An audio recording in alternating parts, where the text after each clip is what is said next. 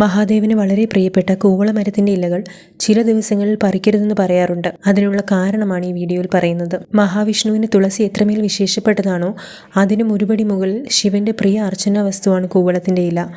കൂവളം വീട്ടുവളപ്പിൽ നടുന്നതും ഇലകൾ കൊണ്ട് ശിവപൂജ നടത്തുന്നതും ശ്രേഷ്ഠമായ കാര്യമാണ്. ഓരോ തണ്ടിലും 3 ദളങ്ങളായി കാണപ്പെടുന്ന കൂവളത്തിലകൾ മഹാദേവന്റെ തൃക്കണ്ണിനെ സൂചിപ്പിക്കുന്നതായാണ് വിശ്വാസം. അതിനാൽ വില്ലുപത്രാർച്ചന മഹാദേവ ക്ഷേത്രങ്ങളിൽ പ്രധാനമാണ്.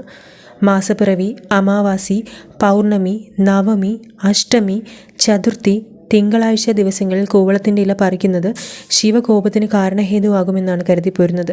ആയതിനാൽ ഈ ദിവസങ്ങളുടെ തലേ ദിവസം കൂവളത്തിൻ്റെ ഇലകൾ ശേഖരിച്ച് പിറ്റേ ദിവസം പൂജ ചെയ്യാവുന്നതാണ്. കൂവളത്തിൻ്റെ ഇലകൾ തോട്ടി ഉപയോഗിച്ച് പറിക്കുന്നതും എറിഞ്ഞു വീഴ്ത്തുന്നതും ശുഭകരമല്ല.